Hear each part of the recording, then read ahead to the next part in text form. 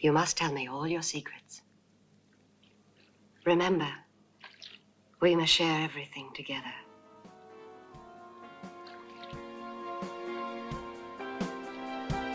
Everything.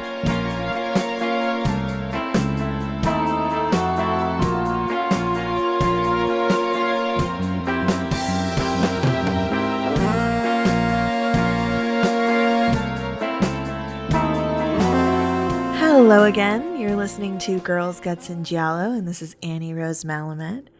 And I'm here today with another kind of review episode. Sometimes I focus on a specific movie and we just go through it beat by beat.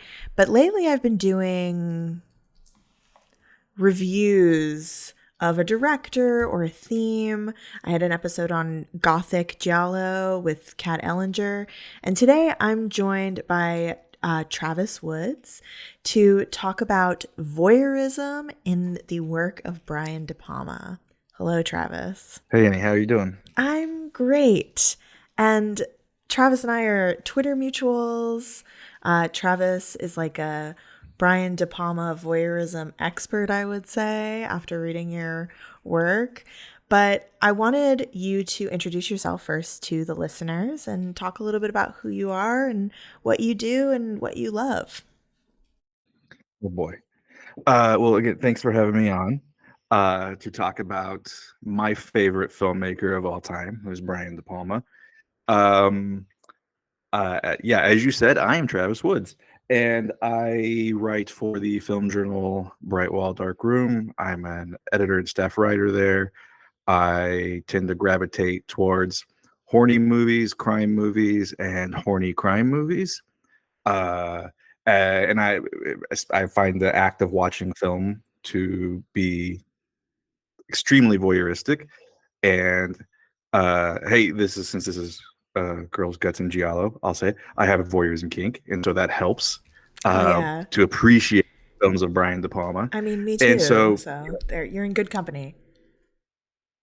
and so that's why I love De Palma. That's why I like watching films and writing about films. I've also hosted. Oh, because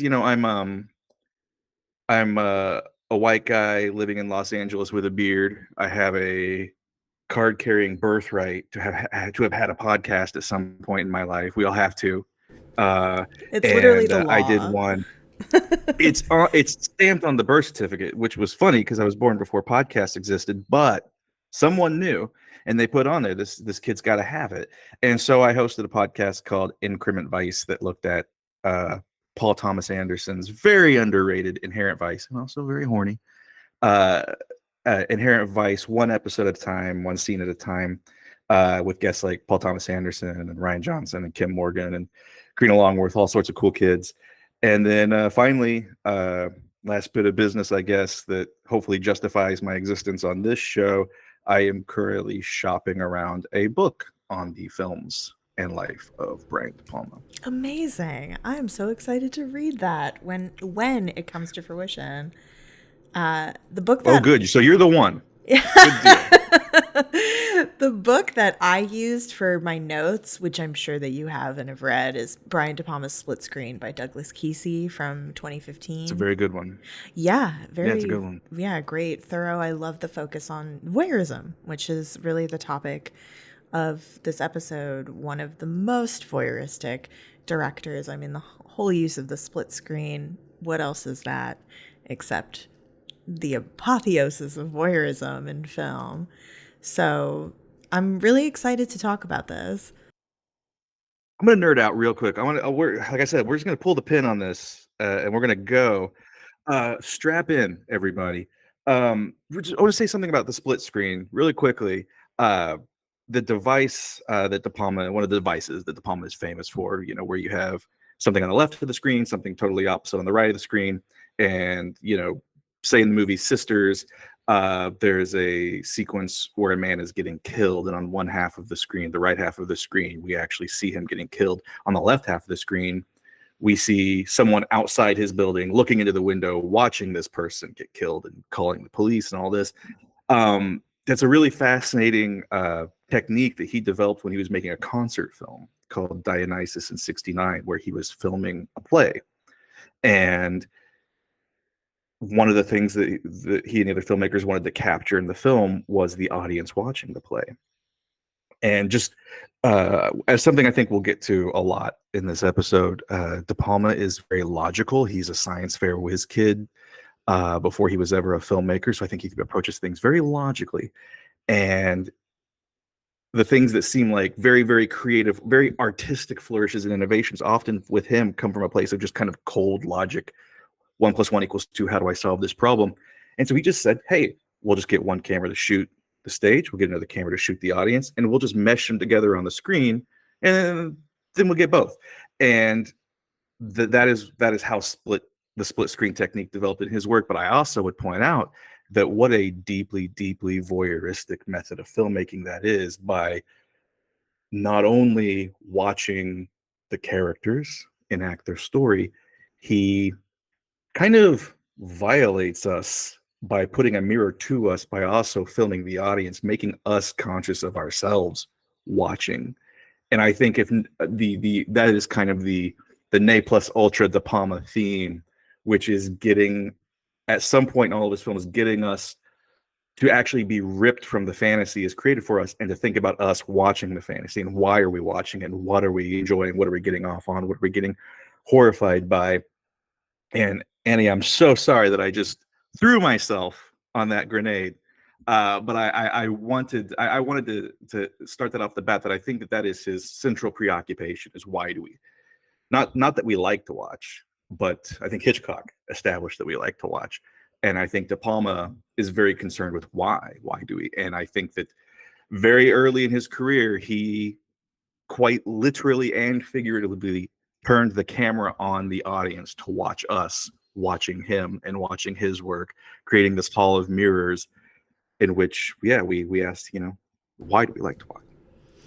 I love that distinction between Hitchcock and De Palma's use of voyeurism, because that is one of the biggest criticisms of Brian De Palma, is that he's quote unquote ripping off Hitchcock. Which, God. yeah, which to what I say is, I think sometimes people don't understand that artists continuing the conversation with each other is not ripping them off. It's very intentional that you think of Hitchcock.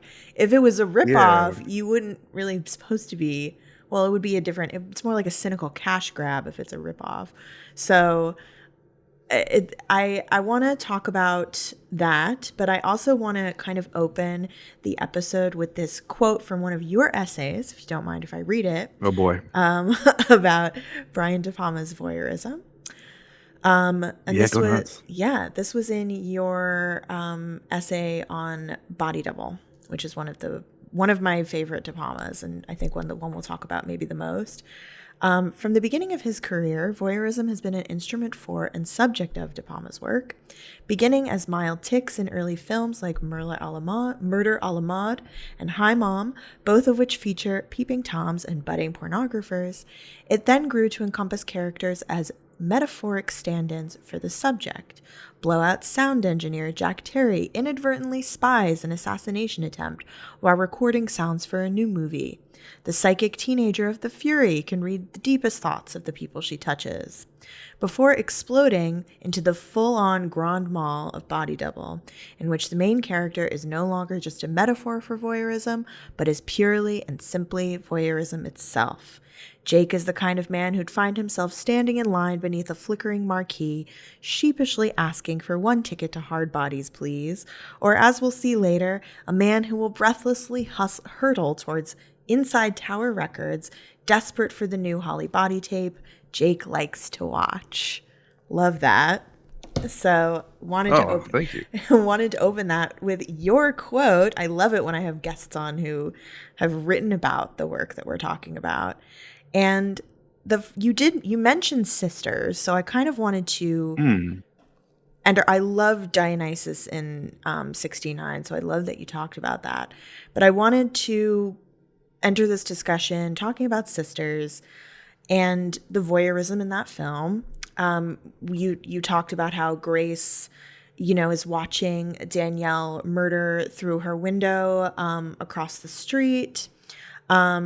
there's the voyeurism of the Peeping Tom show at the beginning, and there's also the voyeurism in the when Grace, in her drugged out state, kind of embodies twin Dominique in that sequence where she's like become part of the conjoined twins. Oh boy, sisters. That's a fun one, and I like that we are kind of starting thematically, kind of starting with sisters, because Sisters is the beginning of De Palma, as I think most people know him as a filmmaker. A lot of people kind of forget or just don't know that he actually began his career way more influenced by Godard and was making political comedies and satire, and those all failed. And Greetings and Hi Mom did all right, but they weren't blockbusters. And De Palma has always said that he wants his movies to make money because he said he wants more of that stuff, which is what he calls money, because he has big ideas, and so he wants big vehicles to be able to explore them. And his very first studio film that he got was Get to Know Your Rabbit, and it was a horrible experience. The star hated him, the studio fired him, took the movie away, re-edited it, and basically took from De Palma, I think, the one thing that De Palma cherishes above all else, and that is control, and the ability to control what people are looking at. Because he often highlights that is exactly what a director does. More than anything, you are directing your audience to look at things. And so he very cannily recognized that thrillers make money. Cheap thrillers make a lot of money because they got a low overhead. They have less money they got to make back to cover their budget. And he was a man who his artistic coming of age came when he saw Vertigo when he's 18. He decided he was not going to be a science nerd any longer. He was going to make movies like Vertigo. And eventually he gets kicked off of Get to Know Your Rabbit and decides, I'm going to make a Hitchcockian thriller because that's what's going to make me the money I need to be an independent filmmaker. And so he constructs this film, which is a little bit of Psycho, a little bit of Rear Window, and it feels like a film he would have made 20 years after the fact, because it is such a bold and declarative artistic statement of intent. Everything that you will see throughout the remainder of his career, it's all in Sisters. And it begins with, as a lot of his films actually do, with a weird little kind of modular prologue that is like a different form of media than the rest of the film. Like the way Blowout opens with a slasher film, or Mission Impossible opens with a fake intro where someone is drugged thinking that they're in a hotel. They're not really in a hotel. It's just a movie set. The way that Body Double begins on a fake movie set that we're supposed to believe is actually a haunted graveyard for a second. This film begins with a TV show called Peeping Toms, a game show where we voyeuristically watch as voyeurs are caught in the act of being voyeurs, and we have to decide, are they gonna stop? Like they're put in a compromise situation where they have to decide, this person being watching someone else. In this case, it's of a dude watching a blind woman come into the same locker room as him and begin to undress. And the audience, the scene pauses, and the live audience has to decide: is he going to tell her? Is he going to walk out, or is he going to sit himself down on that bench and watch this woman undress? And by doing that, he's bringing right back to the screen what he did in Dionysus in '69. He is creating this kind of candied, gorgeous-looking illusion for us, and then wheeling the camera back on us to recognize that we are voyeurs as well, that we are watching as well. And that sets up the fundamental structure of every single fucking De Palma movie that will ever come after this, which is 75% is him building a hypnotic illusion to draw us in. And then the ending, he throws cold water on it to splash us awake and be like, you were watching an illusion. How do you feel about that? How does that make you feel? And he learned that from Hitchcock, because that's what happens in Vertigo. And it happens here in this opening scene where we have to decide, will this guy watch this woman undress, or will he let her know? The audience votes. They get it wrong. He politely exits. They think he's going to sit there and I guess do whatever, you know, a voyeur might do in that situation. And that is the big bang that spreads its star stuff throughout the rest of his filmography, is this opening scene. And I know I'm rambling now, but I think that that is really important to note about Sisters, is it is something like a lot of De Palma films, it was created simply and very crassly to make money. But in that very cold, logical mindset of how do I make money, he can't help but thrust all of his thematic and artistic obsessions into the work, even if he's making a for hire, you know, thriller, a low budget Cormany type cheapy thriller. He cannot help. It's like a compulsion to ask the question over and over: why are we watching this? Why are you watching this? Why are you getting off on this? And that is why I think Sisters is such a great place to start when talking about De Palma. Yeah. All right, now I'm going to put myself on oxygen for a second after that big monologue. Yes, it in the opening, like you said, is just like the perfect entry point to even begin discussing this. Also, the connections with Hitchcock. Would you say, Travis, that, like you said in the kind of at the top of the episode, that Hitchcock is exposing us for the way that we like to look, and De Palma is asking the questions about it? I think Hitchcock exposes himself as someone who likes to look, and you know, anyone who's done any kind of reading or any kind of studying of Hitchcock knows that he was not the healthiest fella in the whole wide world when it came to sexuality. And I think that Hitchcock's works expose themselves, or expose him through themselves. And I think ultimately, this is my opinion, I think ultimately Hitchcock was just making thrillers because they were successful, he was good at it, and he was making films that thrilled him. And I think that that's an important distinction, is he was making films that thrilled him alone. And I think that his films speak to his particular pathologies and need for control. The difference between, let's say, he and De Palma is, and just to get the whole Hitchcock fucking thing out of the way really quick, the critique, you know, De Palma does not rip Hitchcock off. De Palma betters Hitchcock. De Palma improves Hitchcock. I'm one of these people that I actually think the people that came in Hitchcock's wake are actually better filmmakers than Hitchcock. I'd rather watch Body Double than Rear Window. I would rather watch Dressed to Kill than Psycho, and I would rather watch like Richard Franklin's Psycho 2 than watch Psycho, or his controversial Road Game than Rear Travis. Window. I just think that they're better and more interesting. And also, just real quick, another thing, because these modern filmmakers, they're much further away from the haze-coated sterility of the first half of the 20th century. You know, their movies are allowed to fuck more and don't have to tiptoe or tap dance around it. And sorry if I'm just, you know, a craven Neanderthal. No, but but Hitchcock is so afraid of sex. I would, you know, and say sometimes it's hot, like in a movie like Gilda, everyone's smoking cigarettes, and you're like, oh, that's a blowjob. I know what that is, and there's something kind of hot about doing that. Other times, especially in the erotic thriller world, come on, you just want to see the blowjob. I get it.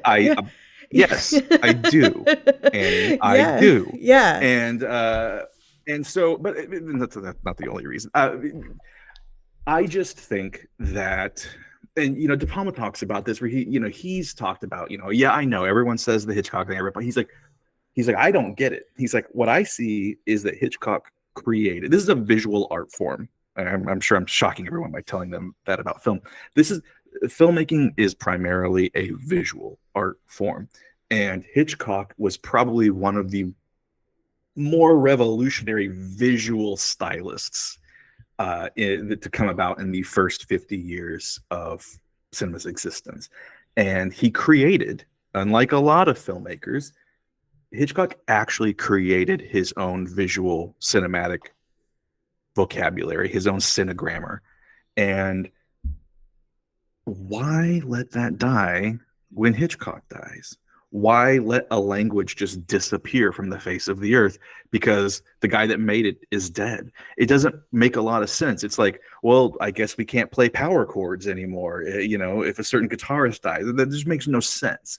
And I think that Hitchcock was, or excuse me, De Palma, Freudian slip there. De Palma, ever since he watched Vertigo when he was 18, and he saw this filmmaker speaking about so many themes that even as a young man concerned De Palma. Voyeurism, the power and control that comes with voyeurism, also the flattening weakness that can come with being a voyeur, sex and mystery and death. I think from a very early age, God damn it, De Palma was fascinated with these things, and he found a filmmaker who clearly was enthralled of them as well. And so, ever the science fair tinkerer, De Palma was the kid that would be sitting at his table taking a toaster apart or a radio apart because he wanted to know how it worked. He wanted to understand how this works because in that understanding comes power. And that's a thing that comes up a lot with De Palma's. I think he's really interested in power.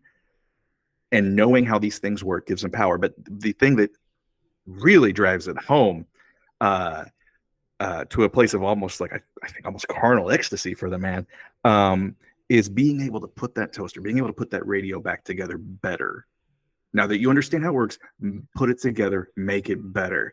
And I don't know that De Palma would actually have the brass, which is saying something because he's a very arrogant man. I don't think De Palma would have the brass to say this, but he takes Vertigo apart, he takes Psycho apart, he takes Rear Window apart, and then he puts them back together in ways that I think are far better and more interesting. I think that Blowout is, although that's less Hitchcock, a little bit of Rear Window, but it's a bit more Blow Up. But he takes something apart like Blow Up, and he puts it back together in a way that I think is so much better and so much more interesting and so much sexier and so much scarier. Body Double, which takes Rear Window and Vertigo and meshes them together. There's that criticky expression. Like, imagine if X and Y art forms fucked, you'd get Z. Body Double is Rear Window and Vertigo fucking. And you might like Vertigo and you might like Rear Window. They're great. But watching them fuck is so much better. And that's what Body Double is. But that's also what I promise this is going somewhere. And I swear to God it is. That's what we get with Sisters, which is him going, wait a minute. I need to make some money. My movies have been failing. I just got fired from my first studio gig. I am fucked as a filmmaker. What do I do? And he's like, well, Rear Window did well. Psycho did well. They speak to all these ideas and themes that I like, and audiences really seem to dug them, still remember them, still talking about them. What if I took them both apart, understood what made them work, how they thrilled audiences, and then what if I put them back together as one weird, mashed up unit? I would then be able to talk about the things that Hitchcock talked about that I'm fascinated with: sex, power, voyeurism, watching, control. But then I can get kind of weird and kinky with it. Mm-hmm. And I can not just say that, hey, this is shit that I'm into, but I can wheel the camera around on the audience and go, why are you into this? I know why I'm into this. Have you thought about why you're getting off watching this? Mm-hmm. Have you thought about why you're kind of hoping the dude in the beginning doesn't say anything to pretend blind Margot Kidder, and that we all just kind of sit here and watch her undress? Yeah. Like, are you thinking about why you're kind of hoping that's where the scene goes? That's where, hey, I'll out myself. First time I watched Sisters, I was like, hey, okay, this is an intro. I mean, I thought she was going to undress and we were going to watch it. And I was like, I've seen enough porn scenarios to know what's going to happen next year. Okay. Yes. And then, when he's a gentleman and he walks away, you're like, okay, well, good for you, buddy. But that it makes you stop and go, well, wait a minute. That would have been why really was I immoral hoping and wrong for if he had done that? that? Why was I getting off what the hell's on wrong watching with me? someone else watch? Yeah. And that's what De Palma does. That's that split screen. That's that Dionysus in 69. His entire career, with one hand, he is holding a camera showing us these beautiful, thrilling, scary, candied illusions that he's created for us. But the other hand, he's holding a camera on the audience, on us, and making us go, well, shit, why is this hot? Because this is hot. And why? Why is it hot? And he does that in this opening salvo of Sisters, where we're watching the show called Peeping Toms. The guy is peeping on the blind woman, who's actually an actress pretending to be blind, trying to ensnare the guy. And we're watching the audience watch that. And in watching the audience, we're reminded that that's what we are. De Palma does the one thing you're not supposed to do, which is continually rip you out of the illusion. And he, from the very opening minutes of the first film that is fully formed De Palma, he's asking you to think about yourself as a participant in his film and why you're doing so. And that's one of the many things that makes Sisters so special. Well, Travis, you've said so many things I want to respond to. So again, I'm going to go on oxygen while you sort through all that for me. So first thing I want to respond to is this idea of voyeurism as a simulacrum for talking about power. And something you said kind of at the top of the show was that there is a power and control in voyeurism, but there's also an impotence in it, which I think is like such a sexy thing to play with. I think that's why people are, I know that's why I'm into voyeurism. You feel like you are in control, but you also kind of know that you're not, and that you are kind of being cucked because you're not part of whatever is happening. So there's that's just like really, I think that De Palma, like with the split screen, right, deals in the duality of these things. There's also the voyeurism of bigotry that comes up in this film.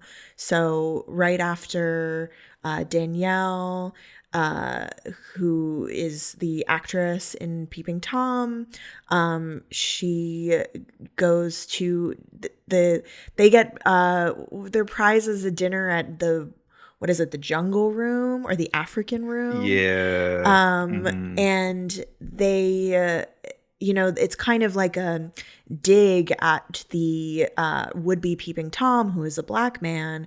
It's this idea of like playing into this idea that he's like a primitive who can't control himself around this white woman. But at the same time, he very clearly did. And then Danielle's sexist prize is like a set of cutlery. So there's also this idea of the voyeurism of the bigot on display, and questioning the audience's preconceived notions of these people's identities. Yeah, I mean, that's the other thing about De Palma that I fucking adore, is, I don't think he gets credit for being the intellectual filmmaker that he is. I think part of it's because he makes genre films, and that's a whole thing there. He also makes people just like, he's fucking horny, De Palma. Like, he's really horny. Like, even amongst his deeply horny movie brat friends, like Schrader and Coppola, Spielberg and Lucas, who I really don't ever want to think about as being horny individuals. I mean, they must have been at some point. They've got kids, but who wants to think of that? But even amongst that crew, De Palma was like just the notorious pussy hound of the group. Like, he was famous for that. And I think that you make a movie like Body Double, when someone looks at that on the surface, they're probably not thinking that a deep thinker made this movie, but he is and did. But his films are such a vertiginous hall of mirrors where there are so many ideas being bandied back and forth. And to rewind a little bit to what you said, about the idea of voyeurism being a source of power, but also impotence. Yeah. And I think it's something that he's investigating, because to be a voyeur, especially someone who's watching and the people being watched don't know that someone is watching, that can be a powerful feeling, because you're in the God spot where you are watching people interact who have no idea that someone's listening in, which is exactly what you and I are doing when we watch Body Double, when we watch Blowout. And you are watching someone amass power and thrill and arousal from being able to watch someone's lives, whether it's someone undressing in a locker room, whether it's a woman doing a really convoluted dance before masturbating in Body Double, whether it's watching a couple on a bridge. Did you make a Like, you don't think it's a big? No, You don't think I it's kind of a weird laughed. dance? I Oh, laughed oh, because oh. it's Okay, I was good. so that the dance is so it's amazing, but it's like so crazy and over Oh, the top. okay. I thought you meant like it wasn't convoluted. I was like, No, I don't know, Annie. Maybe your method differs from mine, yeah. but I don't put on a dance act beforehand. But or whether it's something like Blowout, where you have a guy just listening to a couple on a bridge, having a little moment of privacy, it gives you power. It gives De Palma power to watch these characters, to create these characters, to show these characters. It gives him power to watch us watching them. But I think that a potential drawback or a thrill of a potential drawback in voyeurism is that to truly be a voyeur, you are centralizing a capital O other. You are making them the centerpiece. And as a character in De Palma's movie Home Movies says, to be a director is to make you an extra in your own story. To be the person with the most power, in a way, flattens you and removes you, because you're not going to be on the screen. You're not going to be the thing being watched or lusted after. You're going to be flattened back in the dark in the corner behind a telescope or a camera watching. And so there is that sense of impotence, or as you said, people even cut themselves. And brief timeout, pause, total aside, just going to throw this out there because there probably won't be a place for it anywhere else.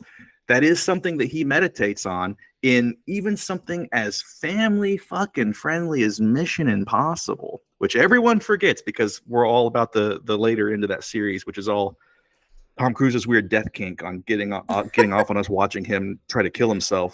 But we forget what a weird, horny, voyeuristic film Mission Impossible is, and that its plot hinges on the main character from the TV show 20 years later deciding to be a bad guy, killing his team, watching Tom Cruise sputter around trying to figure it all out, and then his entire plan hinges on getting Tom Cruise to fuck his wife before the end of the movie. I don't know if you remember. It's a I really didn't weird remember plot that. point.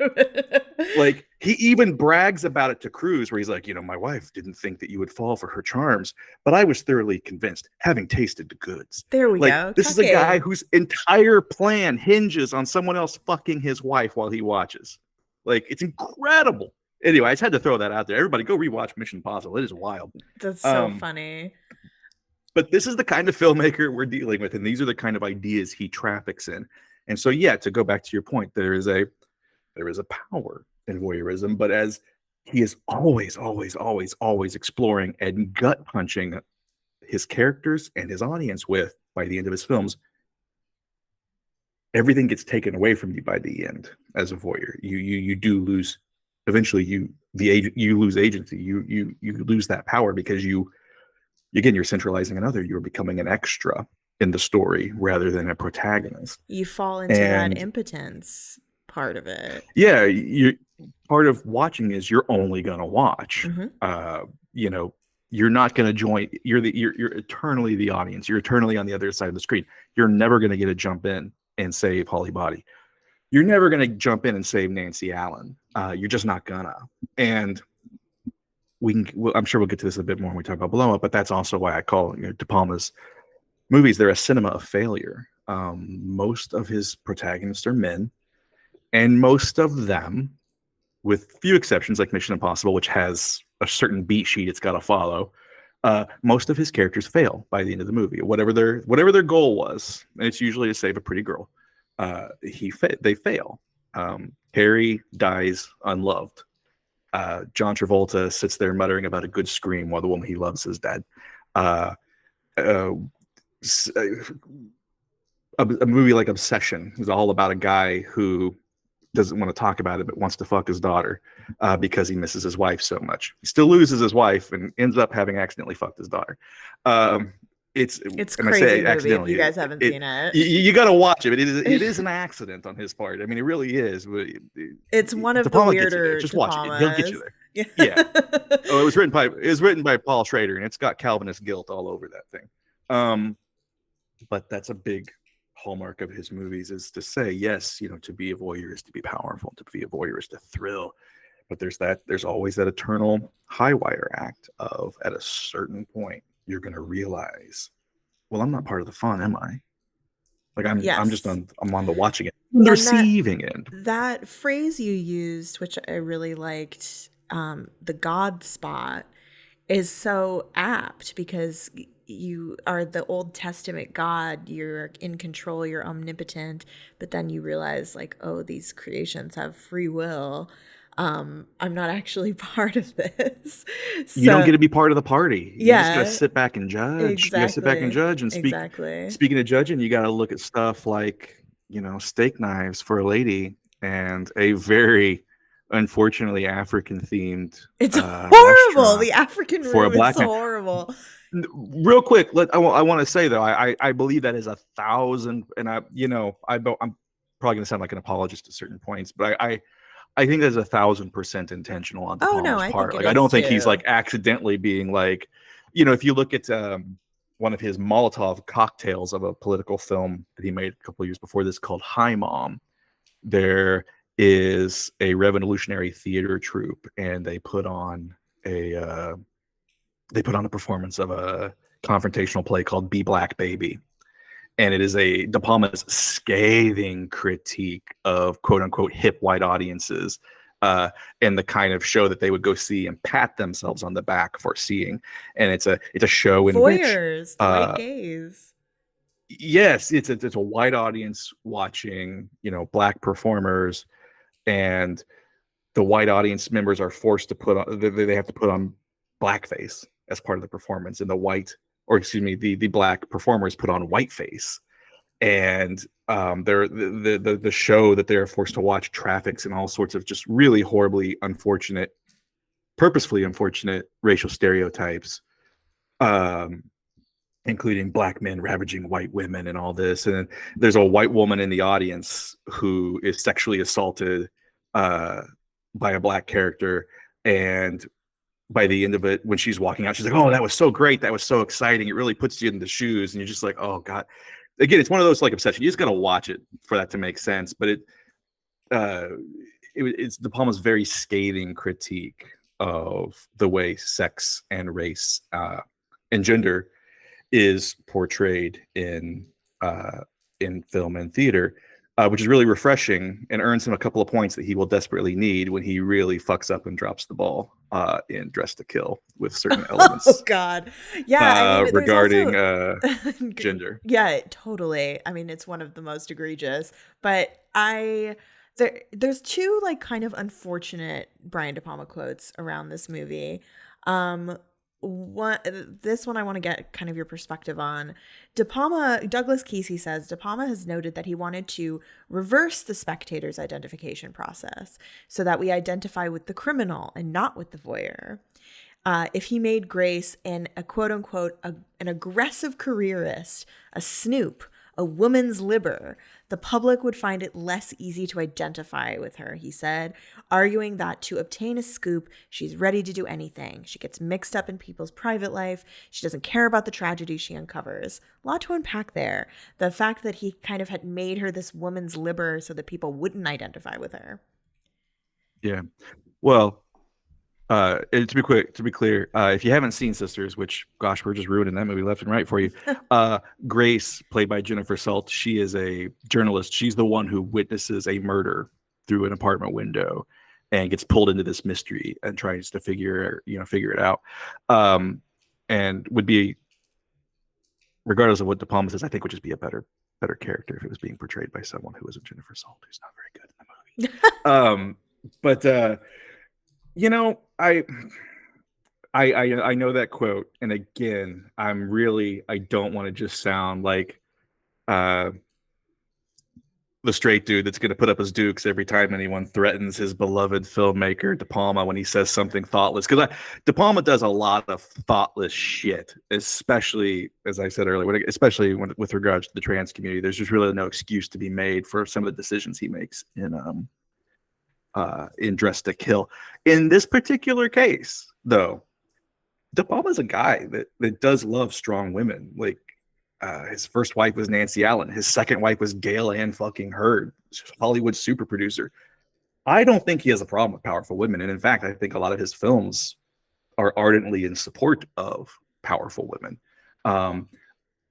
I think that if you go back and you look at the phrasing of that, he's not saying I wouldn't dig a powerful woman in the driver's seat of this film. He's like, the audience isn't going to like it. And I think he's going, hey, 1971 to 73, some rod in a theater in Indiana is not going to be clapping every time Jennifer Salt busts a cop's balls about not investigating this thoroughly enough. And so I think that De Palma is a problematic filmmaker. I don't find that statement to be problematic because I feel like so much of his work, he's pulling the camera away from himself for a moment and he's pointing it back at his audience and he's saying, they are not going to accept this. That's not my problem, but they aren't going to accept it.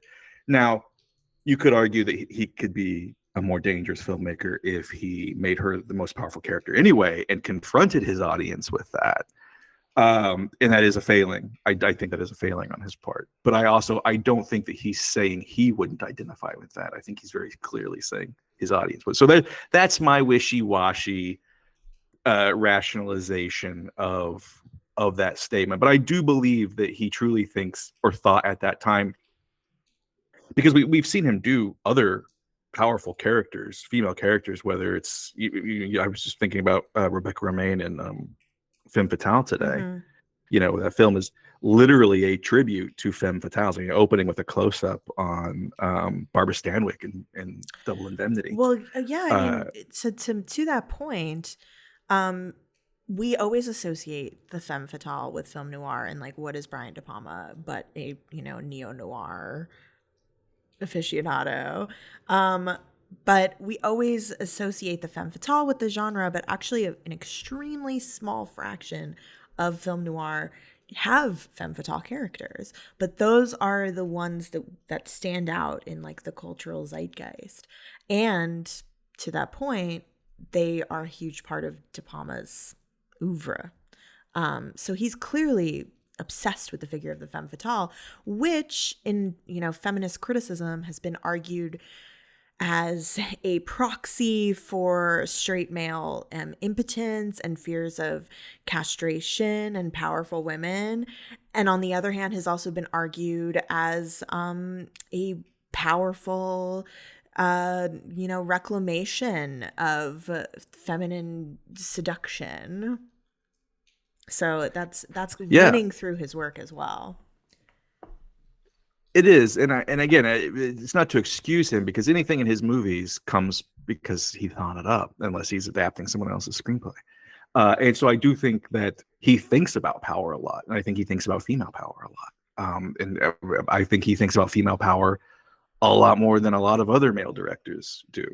And I don't know that he's as threatened by it as his characters are. And I think that a lot of his movies are self-consciously about male anxiety. Yes. I think that's another reason why, if that wasn't the case, I don't think he would have so many of his male protagonists fail time and time and time again, if his films were meant to be hagiographies to masculinity and epic, erect, throbbing tributes to the power of men.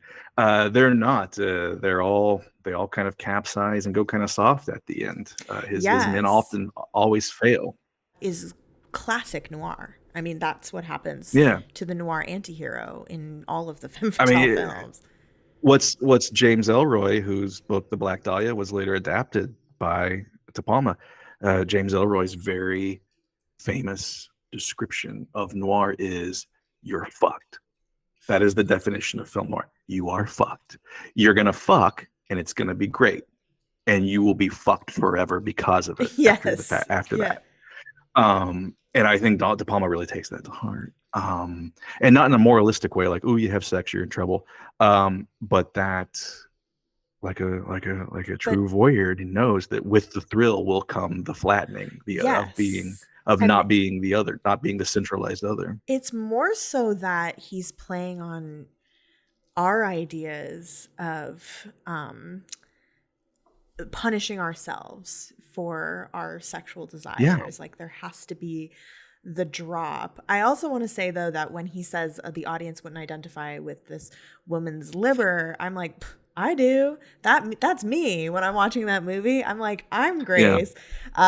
So there's a You know, couple I of think you'd actually do a much better job than Jennifer Saul. Like I would watch a weird like green remakes. screened insert Annie cut where it's the original film. It's just you It's just yelling at Margot me. Yeah. Kidder. Yeah, just you yelling at Margot Kidder like you're Yeah. spliced in. Yes, that would be great. Give us some money for it. It's yeah, I think that there's some things that he says that are really interesting to me because he's like coming from the psychology of like the straight man. And we'll get to it when we talk Very much about so. when we talk about Carrie. And I think, you know, as a queer woman, some of these things are a little bit different for me because I am in the position of identifying with the male voyeur because I'm also sexually attracted to the beautiful femme fatale. But it gets a little more complicated because I could also be the femme fatale, like in the male gaze. So I think that's, you know, some of these things kind of get more complicated when you bring in a queer perspective. And we'll talk about that too, obviously, with Dress to Kill. But the one of the other things that De Palma said that I just want to quote because it was so outrageous, and he is like really such an inflammatory kind of person when you read his Let's say quotes. this really before you whatever this quote is. I do want to say this is not me complimenting when he does say something real fucking stupid, and he does. But it's refreshing to remember that there are sometimes artists who are not so sanded down by a PR team that they'll just be like, you know what, I fucking hated this movie that I just saw. Yes. You know, like Yeah. I really, or like, not the ones that, stick their foot in their mouth and say some jackassery, like, I don't give a fuck what Chris Pratt has to say about something. But like someone like De Palma who says something kind of inflammatory, you're just like, even if you don't agree with him, it's almost like, wow, this is someone who truly does not give a fuck Yeah, and when you about watch the anything other than his documentary own point about of view. him too, you really see that. You're Yeah. like, oh, he doesn't give a single fuck. Like he just No, says, he does not. yeah, just says whatever he wants. I mean, part of why he had to go indie with Phantom of the Paradise was because he was making fun of a Warner Brothers producer at a party. So Yeah. he lost he lost that funding.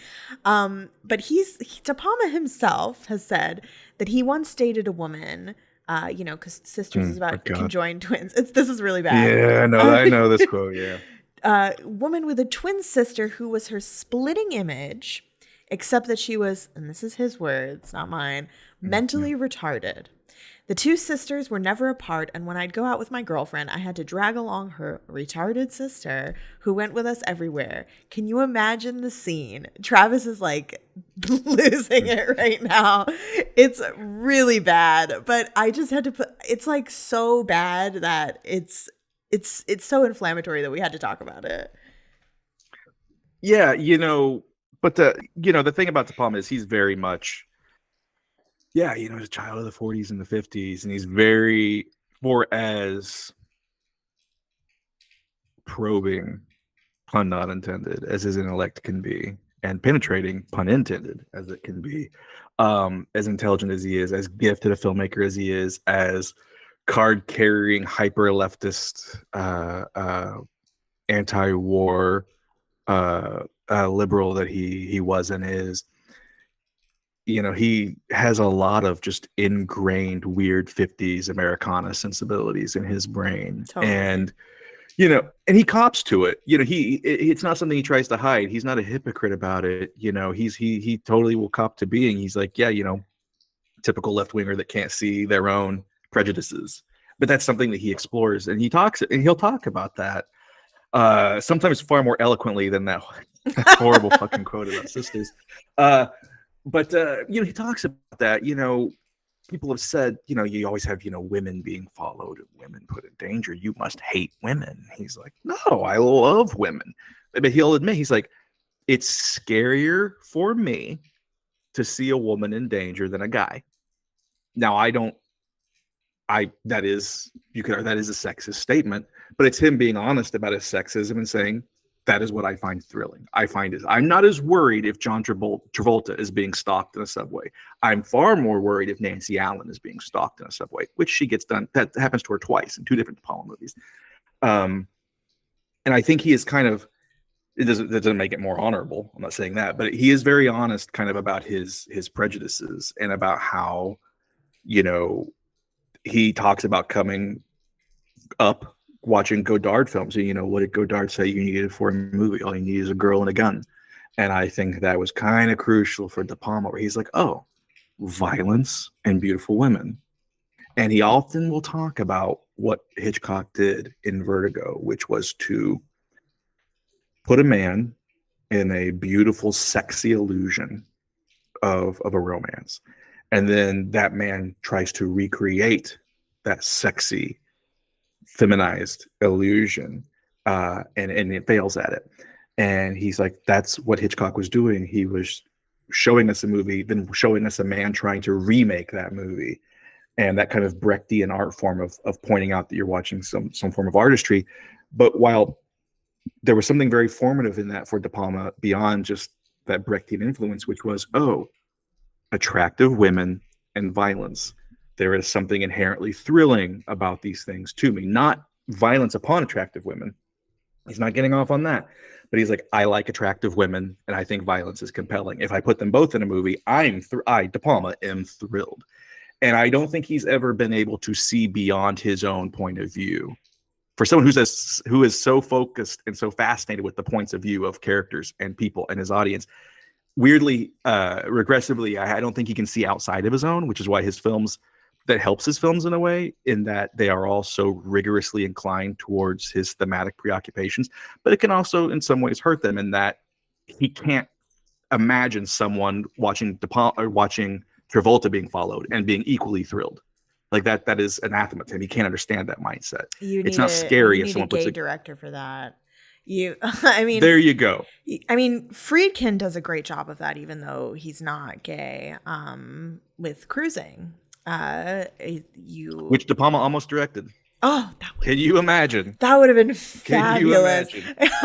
Almost directed it. He almost directed it. Oh, that was great. Almost his. And then he would have gotten his John Travolta being followed. Oh boy. There needs to be. I think sometimes why straight men can't imagine that would be compelling is because they're not attracted to men, so they don't understand that just seeing someone you're attracted to in a perilous situation is like titillating. So Dario Argento said something very similar to, like torture, like put a beautiful woman in the movie, like torture her, like that's what people want to see. And I think that what's lost there is it's not about the torturing women. It's that the sex drive and the death drive are inherently linked. So when you're watching someone you want to fuck be tortured, you're kind of like inherently in that the edge there of linking that death drive and that sex drive for yourself. And you're also kind of disgusted with yourself for being turned on by it and then like turned on by the disgust. So which are all building blocks of a De Palma movie's DNA. Yes, absolutely. Yeah. I just don't think, like I said, I think because of his own prejudices or whatever you want to call them, his own limitations of imagination. And I think this is one of the few places where his imagination is limited.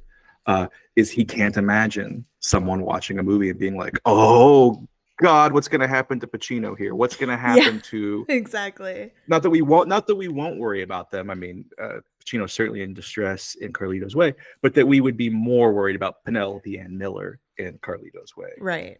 And if there is a limitation to De Palma's work beyond budgetary and studio restraints, I think it is in that one regard is that the central goal for him is to always create an illusion that will hypnotize us and suck us in for the first 75% before gut punching us with the reveal that it's all fake and failure.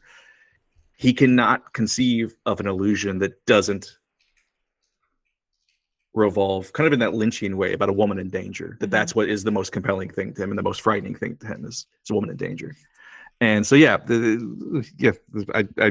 that's my very long-winded response to his comment about his No, girlfriend's yeah, I twin. mean that's the but I think why I included the comment is because at the same time he's very sensitive to the plight of the quote unquote freak.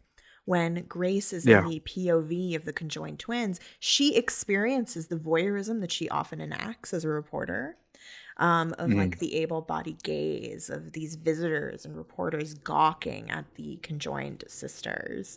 So he is very aware also of his own voyeurism towards the freakish body. Yeah, and very much tries. I think we're coming back to control about what should we watch, what should we feel.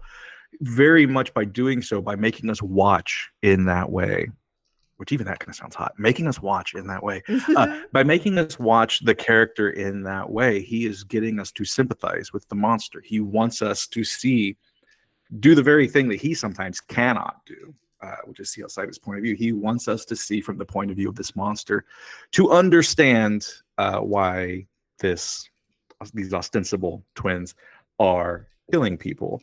And so instead of having us sympathize and align with the muckraking reporter, uh, he wants us to feel sorry for the monster. He wants us to understand the monster in a way that the reporter probably wouldn't be able to do, because the reporter is coming in cold, just seeing Margot Kidder as a killer, and we've lived with her a little longer, and we're seeing from her point of view a little bit more. And in doing so, we understand her character. And I think that this is also something that gets De Palma in a bit of trouble here and there, because he will allow us to see from the point of view of a monster, whether it's Tony Montana and Scarface, or I don't think he gets called a monster a lot, but come on, Jake, the pseudo hero of Body Double, is a really fucking creepy dude. Yeah, he's an He doesn't have a asshole. lot of respect for Yeah, women. Yeah, he doesn't right. have a lot of respect for women. When you're digging in the trash, fellas, just bit of advice: when you're digging in the However trash many for of a them lady's listen to this. for a lady for hey, I do, uh fellas, when you're digging in the trash for a lady's panties at a mall, I don't know, rethink things, Think take a about your walk, take a breath. choices. Yeah. A well-crafted pickup line would probably, even as annoying as it would probably be far more socially acceptable than walking around with a soon-to-be murdered lady's panties in your Or pocket. hey, just pay Don't for do the that, fellas. panties. Just pay for them. Hey, it's exactly. Yeah. Well, I mean, he at the time, that probably was not available to Jake, but Right. I think that the thing that can be very tricky purposefully about De Palma is his heroes are not often heroic, and his villains can often be, when they're not being played by John Lithgow, his villains can often be kind of understandable. And John Lithgow's villains are kind of always twirling their mustaches. Maybe a little less in Raising Cain, but he wants you to kind of understand why his villains are doing things.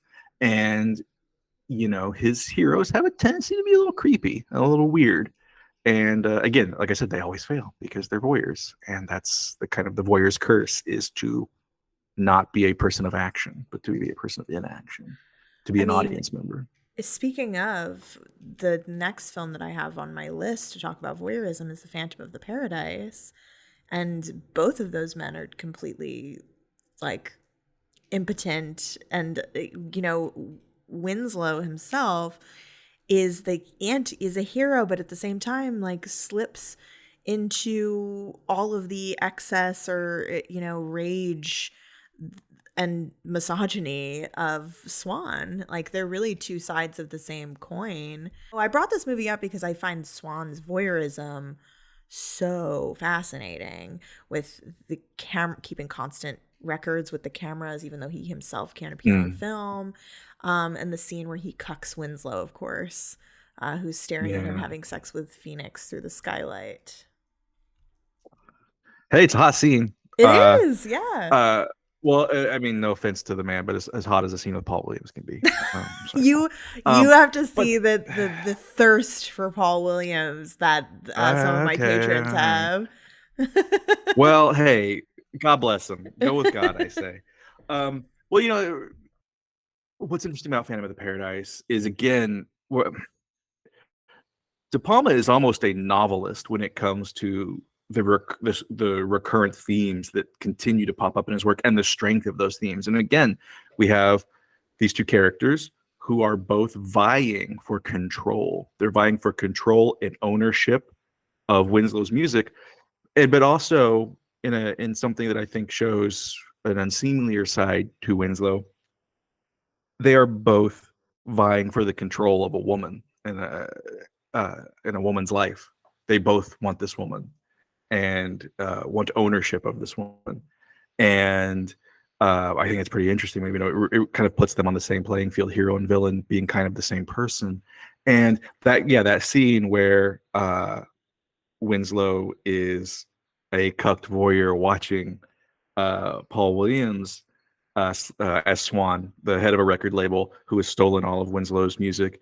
When he sees him with her, he is again the voyeur. He is flattened and he is pushed aside.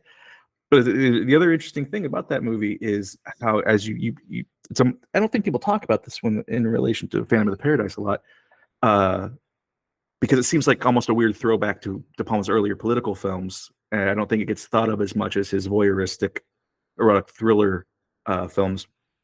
The fact that this weird deal with the devil curse that Swan has, where he can't be photographed, well, like that also makes him like the ultimate voyeur. He'll never be able to be on the center stage. He'll never be able to. He's a director, not a star. He can't, as much as he tries to insert himself and be a star. Uh, his very curse is that he is forever, again, to use that line from Home Movies, where the director is forced to be an extra in his own story. Swan, by never being able to be photographed, he's forced by the very nature of his existence, the very nature of his power is to be a powerless non-image. And again, man, oh man, Brian, uh, that's just so smart. And again, that's the kind of philosophical thinking that runs through De Palma's works that you see on the surface. It's all just this weird stuff and fucking and rock and roll and Hollywood and porn and New York crime and bored housewives and rape fantasies, and you're like, oh god, what is this miasma of weird toxic male junk? It's really not. It's a guy really working through a lot of this stuff, but forcing you to watch him work through it and then asking you to work through it too. And I don't think there's anybody else doing work like that, especially at his generation. Yeah, I think that would be more, I love it. And I think it would be more palatable to people if other people also had the access to work out their junk. Like a director, Yeah. someone like Catherine Breillat, who is doing very similar things, very different director, but exploring almost like very similar sexual anxieties. I think if we just had more variety of people exploring their sexual anxieties, I think that there would be so much more room in feminist film thought for Brian De Palma. Yeah. That's just an aside.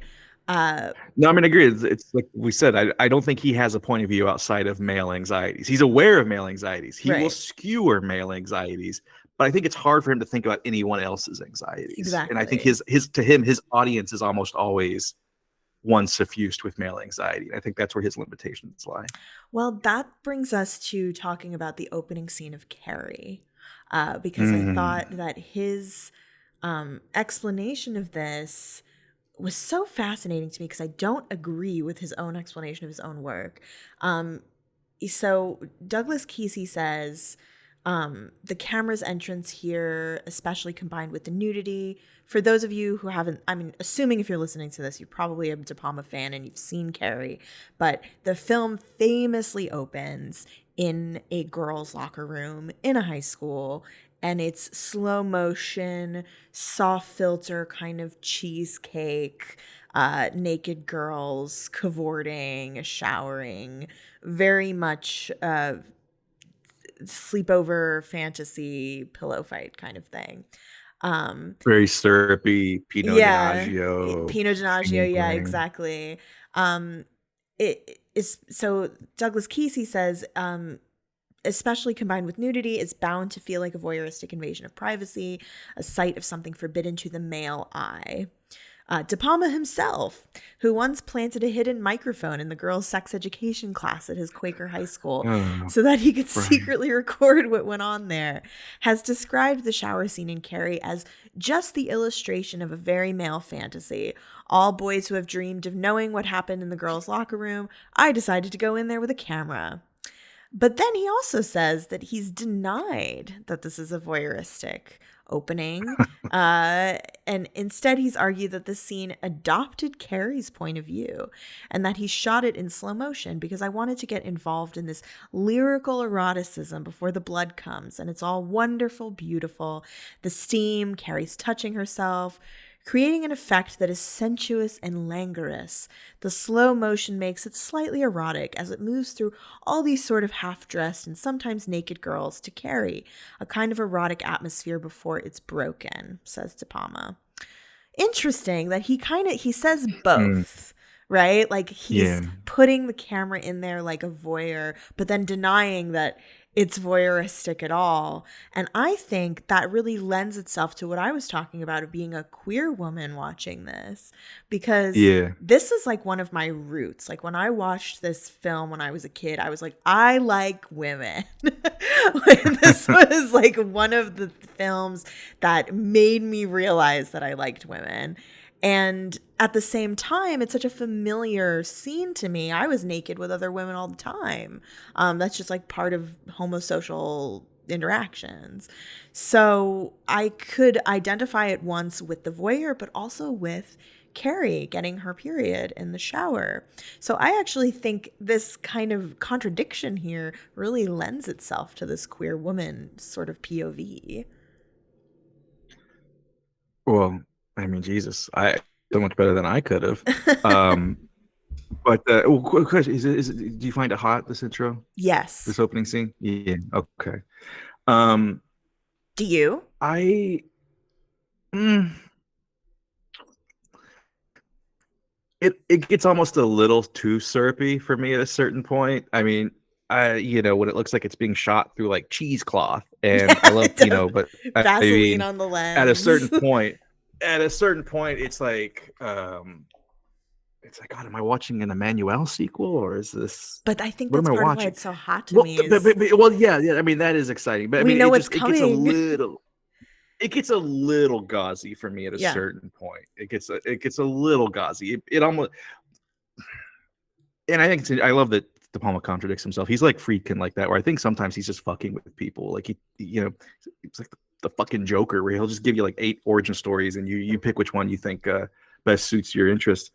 I actually find myself agreeing with him more that like I said, he's a logical. He's a weird guy. He's a weird logical dude, and I think there are things that just make sense to him on certain levels, and part of those things make sense to him because of his limitations, because of his potential prejudices. But and God bless you and your audience for even listening to me do this. So strap in, everybody. We're going on another tangent. Brace yourselves. Get a drink, pour a drink, This is, light something if you need to. I have a straight man on the podcast like once a year, and, so and and and here I am doing what a straight guy does, this monologue. Hey, can I just say something? What's that joke from Monty Python's Meaning of Life, where like all men are like, "Can I just say something, please? Can I just get a word in, please?" And then I talk for like 90 fucking minutes, going, "Can I just get Annie? Can I just say something?" But yeah, God bless all you for listening. I'm so sorry. De Palma talks about filmmaking techniques, and how even he sometimes gets very upset at a director or confused by their choices. And he very specifically, and you brought up the great. I mean, it's basically a long DVD feature, but the De Palma documentary, which is by Jake Paltrow and It is a Noah long Baumbach. DVD feature, yeah. I mean, it's basically all it is. But hey, it's fun because it's just him talking If shit, you're a busting balls, talking about his fan, career. then yeah, Yeah, it's watch fun. it. Yeah. But one of the things he talks about is the first time he saw Kubrick's Barry Lyndon. And he's like, oh my God, just the long close-ups and pull-outs and zoom in. And they, you know, you see they cut to a shot of Barry Lyndon on a bridge and the camera just pulling away and from him. And the shot just goes on for 2 fucking minutes of Barry Lyndon standing against this backdrop, this Victorian backdrop. And De Palma's like, I was just bored out of my goddamn mind watching this, watching a master like Kubrick just bore the shit out of me. I couldn't figure it out. And he's like, oh, wait, I realize now.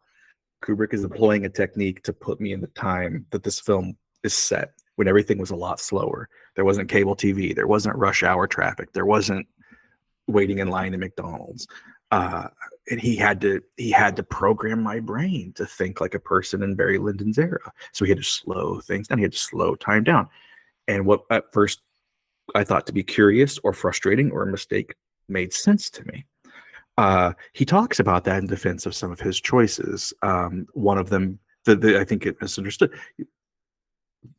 It's funny because I feel like we all want to be like, okay, Brian, sure. But there's a scene in Body Double where there's a woman who is obsessed over in the first half of the film by the film and the main character. She is killed by a very large power drill drilling through her torso, upstairs in an upstairs bedroom, through the floor into the ceiling. There's this massive ejaculation of blood from the ceiling as the hero who's in the living room can see the drill coming through.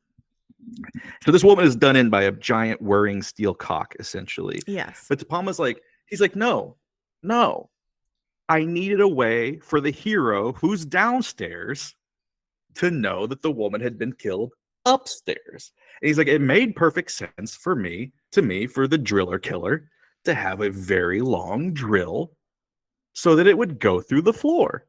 How else is Jake gonna know that she's dead? Like, and he says that, like, and you kind of want to believe him, and then you go back and you watch the scene, and the killer puts it right between his legs, so it descends like, this, okay. This nonstop cock that just keeps going between his legs. It's incredibly sexual. It is, but I mean, I don't think Brian can help himself. I think everything he does is inherently sexual. But he explains this. He's like, look, to me, it makes sense. I have a driller killer upstairs with a victim upstairs. I have a sort of protagonist hero downstairs. The drill's got to get through the floor. It's got to be a long drill. It makes sense to me. Now I say all that. This is why I said strap in, everybody.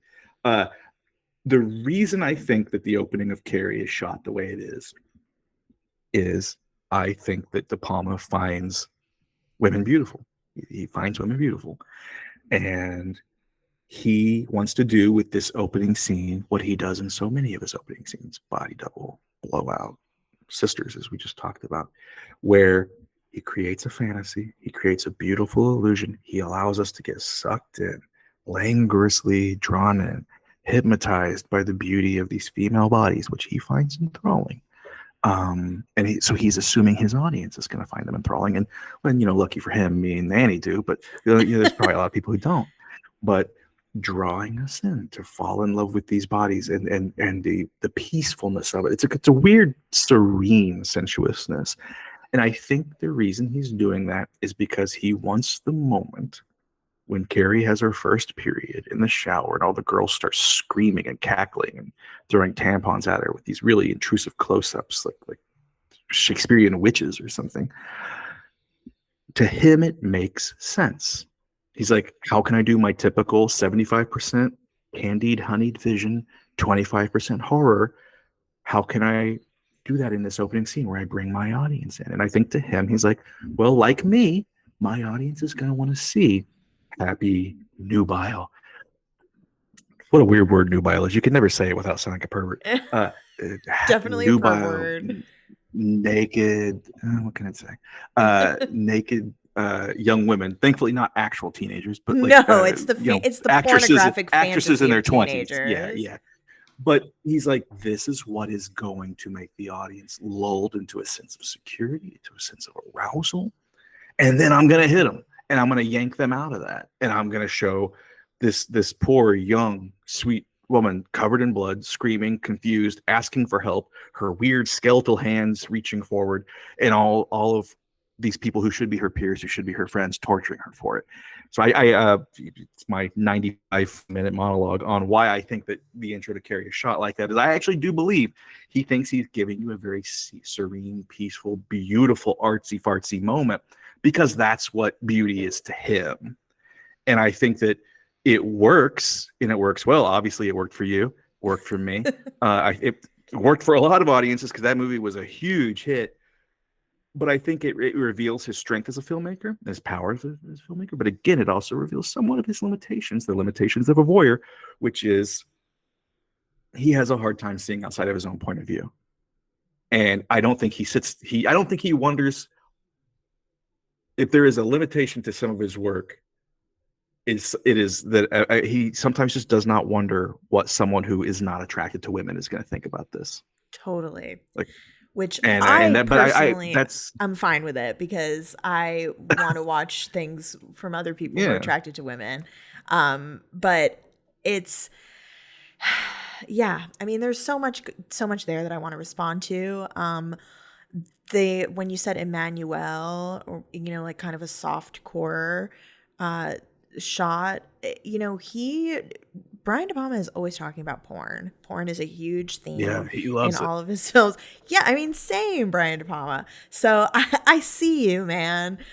This opening is like so obviously constructed like a softcore porn opening, and then it's interrupted by the horror, like you said, where the voyeur is being interrupted. But I also want to talk about how because like you said, right, these are supposed to be teenagers, but they're actresses in their 20s. But I think it's very important that they are teenagers, and the relationship to like teenage, the category of teenage and porn, because I think a lot of people get it wrong, where, a lot of feminist thought gets it wrong. And, I myself am a feminist that critiques anti-porn feminism a lot. And I think where that school of thought gets it wrong is that people are, or the men in particular, want to fuck teenagers, or like they're watching porn about quote unquote teens. They're not teens usually. Maybe some of them are like 19, some people are 19, but it's about like high school age teenagers. And that's the fantasy. And there's this idea that like, oh, men just want to fuck teenagers, that's why they watch it.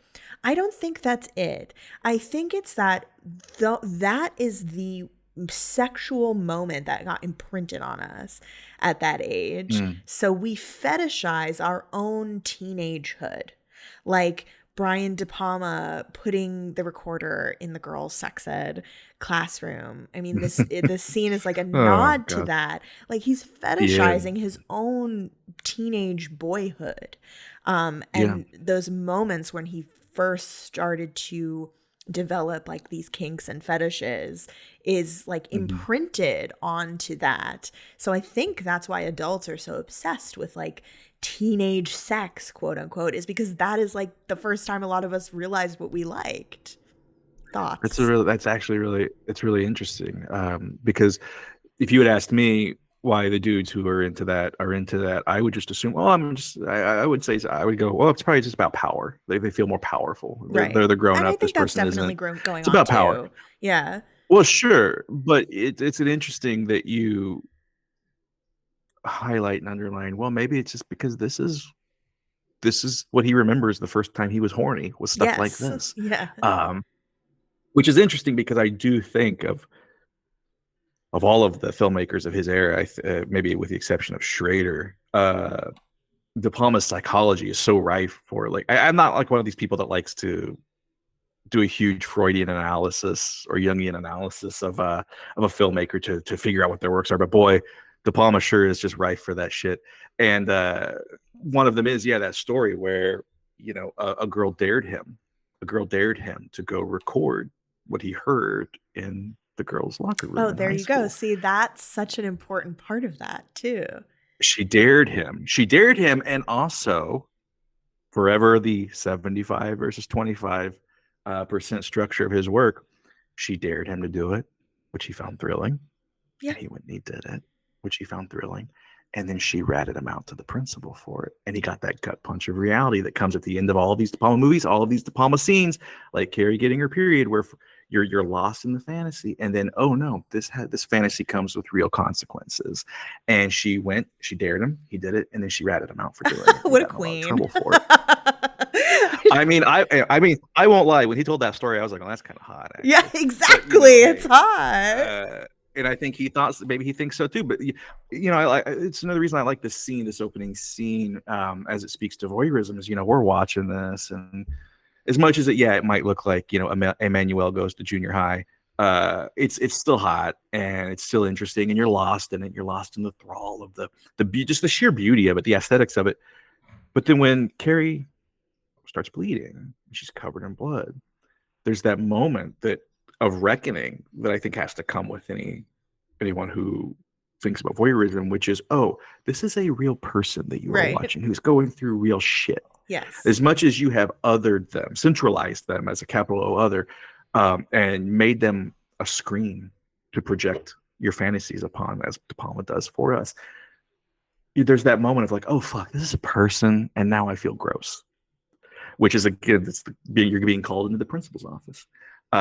And that's, I think, something that is one of the reasons why this opening scene works so well, is it's just like, it's a slap in the face going, oh man, oh fuck.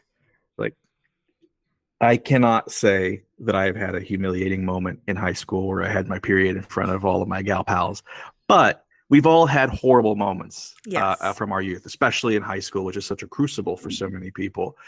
And I think seeing someone go through that in such a visceral, and I don't think anyone had seen something quite like that in mainstream cinema. I don't think that had been shown. And I think that it's a slap in the face, and it's so fucking sad. And it brings up that eternal voyeur's dilemma.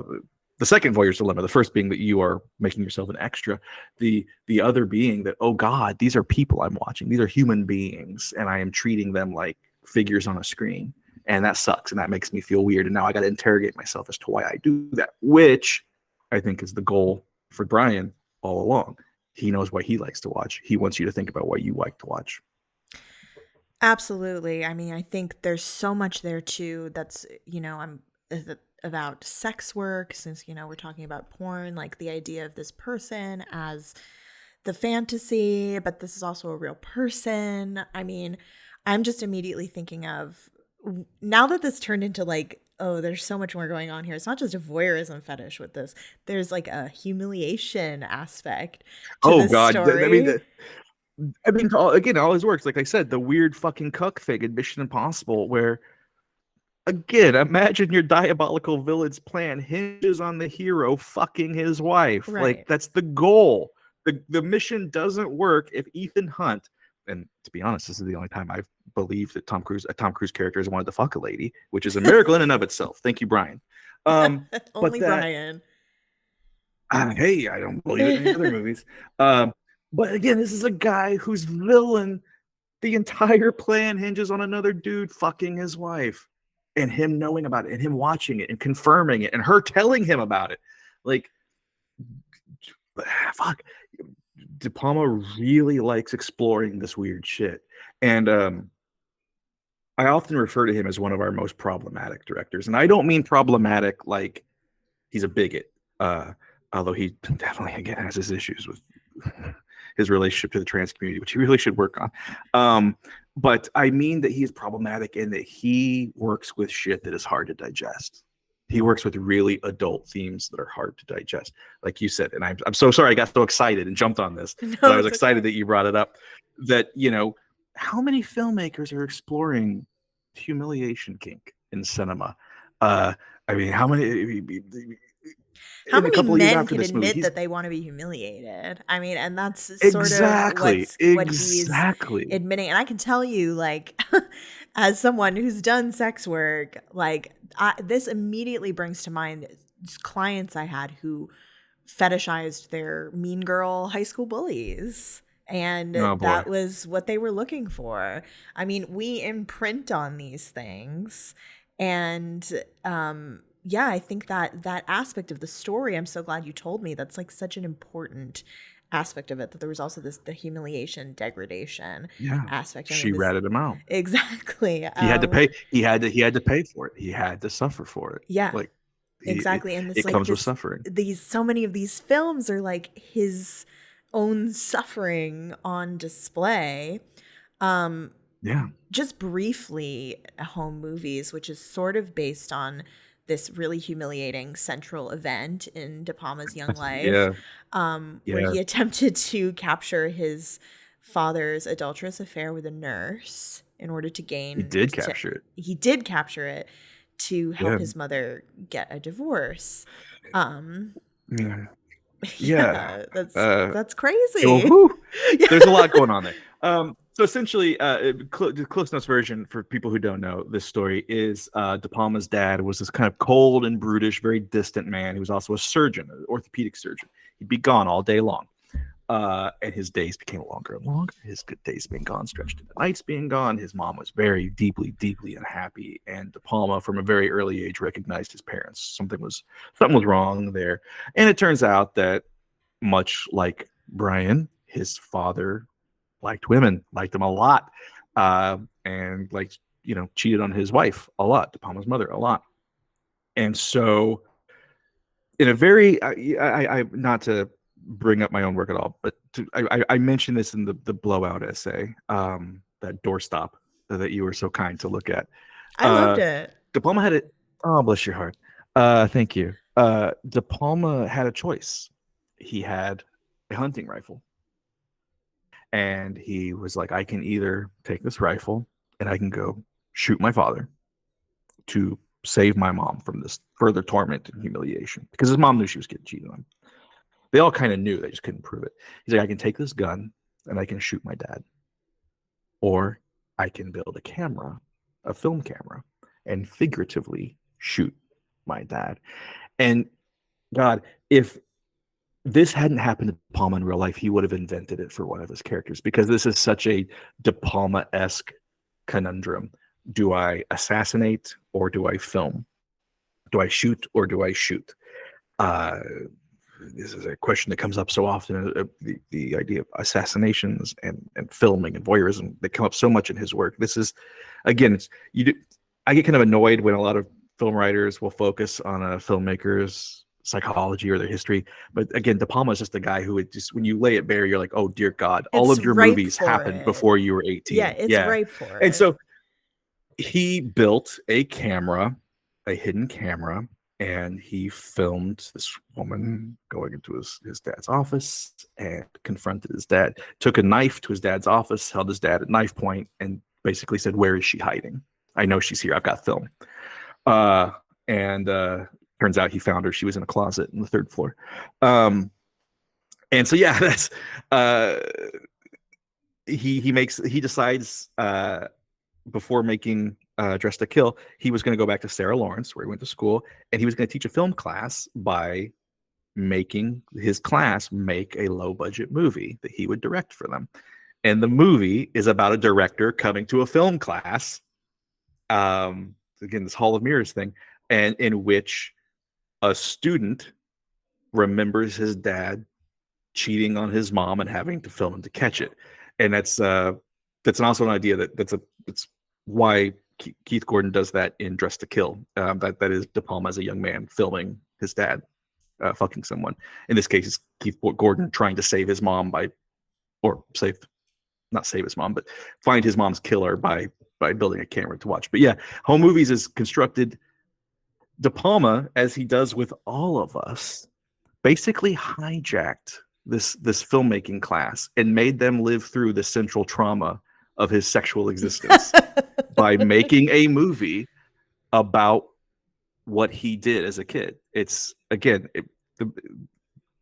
I was gonna say I could write a book about this guy, because I am, but like, you could write a book, like, just the man is so fucking weird and fascinating. Yeah, And again, but we I'm need so a sorry. pervert to write the book, so you're taking up the mantle. Oh, no higher compliment from you. Yeah, Thank you. It's No there's higher really compliment not. from It's you. not. There's no higher compliment from me. Dress to Kill, man. That because that's the next movie I have on my list. Opens with a rape Yeah, we got fantasy. to talk about it. Got to Yeah. talk about it. It opens with a rape fantasy, very similar to the Carrie opening, very like almost Yeah. cheesecake. And Mhm. women's groups hated this movie when it came out. Some feminists said it entices, eroticizes, and perpetuates violence. To which I say, violence is erotic. So there's, that's of course going to happen in a thriller or horror movie. But people were very perturbed by this idea of Angie Dickinson fantasizing about rape, Yeah. which is what opens the film. Yeah, that's a boy. So let's see. How can we talk about this movie without both of us getting canceled? Um, so yeah, again, when I talk about De Palma as a problematic filmmaker, this is a movie that opens with a rape fantasy and has a psycho, capital P, like the actual movie psycho killer plot that hinges on the killer needing to murder any woman, and I'm just going to say it because we'll lay it bare. Any woman who makes his cock hard Mm-hmm. must be murdered because this man, no, I should be careful how I call Michael Caine's character. Michael Caine's character is Is someone who supposed to be identifies as a woman. transsexual. Yeah. Yes, and identifies as a woman and feels betrayed by her body every time she gets an erection. I'm trying to be careful. It's hard to think of Michael Caine as a lady. I'm so sorry. I mean, it's I'm also trying really. the world of the film is not anywhere near a queer reality. No, So it's also hard to no, talk about it that it's way. deeply it's so insulting. But Michael Caine's character, she um is almost like she's horrified and offended. Uh, she's a therapist, and Angie Dickinson is a client, and when Angie Dickinson kind of comes on to Michael Caine at one point, he gets hard, and it freaks him the fuck out because Right. she doesn't want the woman to make her hard. Boy, I'm really fucking up pronouns left and right, everybody. I promise I'm a very sensitive human being. It's just really the hard to think of film Michael Caine. itself lends itself to Yeah, that. I mean, it's a very like I think this is one of it's a. those we've been defending De Palma a lot, but this is one of those things that's like indefensible. Oh no, this is this one of those moments where you're like, oh, buddy, huddle up for just a second. Yeah, it's bad. It is bad, and because De Palma's even said, as I was watching a lot of transsexuals on Phil Donahue and shows like that at the time, and my mind immediately went to, oh, it's a Jekyll and Hyde situation. And you're just like, you put your head in your hands when you hear him say, like, oh, bro, yeah, this is why I skip Thanksgiving and Christmas. Now I got to hear this from you. Yeah. Oh my god. I this is not in defense of him. I don't think that he is by any means. I don't think that he is transphobic. I don't think he is trying to say that this is indicative of a trans person in general. I think he is simply being opportunistic and exploitative, the same way he is in something like Raising Cain, where if you watch that movie, that is not how schizophrenia works. John Lithgow plays a schizophrenic who's basically like an entire insane family of killers. So they're all working together and talking to each other and hanging out. It's just like, buddy, this is not how that works. He's exploiting it because he sees it as an interesting chassis for his ideas about, a murder whodunit. And similarly, I think he viewed because this of the psycho connection. Yes, exactly. Thank you very much. Yes, there's an electrified Ben Franklin kite string from this film to Psycho, where he's like, oh, well, this is the modern version of what Anthony Perkins did when he came out in a dress and that terrifying smile at the end of Psycho. This is just the 1980 version. This is the hip adult, sexy version of that, and it's just. Again, I don't think he's being transphobic, but I do think he's being deeply insensitive and exploitative and opportunistic and mining what is very, very serious, real issues for him to have a stab him up sex movie. Yeah, I mean, and I think it's really unfortunate because of that. I don't think that I don't know Brian De Palma, so I can't say that he is transphobic. Like, I don't think that I think he's probably one of those leftists with like who needs to educate Yes, yes, himself. yes. That said, like Beyond Phil Donahue, beyond watching Phil beyond Donahue. Phil Donahue. But in his implicit biases, the movie does become quite not just transphobic, but transmisogynist specifically. I Yeah, mean, it's this idea of like trans women hating their bodies or hating their genitals that is just not yeah, is very like the mainstream sort of straight people way, cishet straight people, whatever way of looking at trans bodies. I mean, it's just not grounded in reality. It's almost difficult to find it insulting because it's so not reality. it is almost like a kid's cartoon. Well, not that there would be a kid's cartoon version of something like Dress to Kill, but it's almost like a kid's cartoon version of it where the understanding is so tenuous and peripheral and Yeah.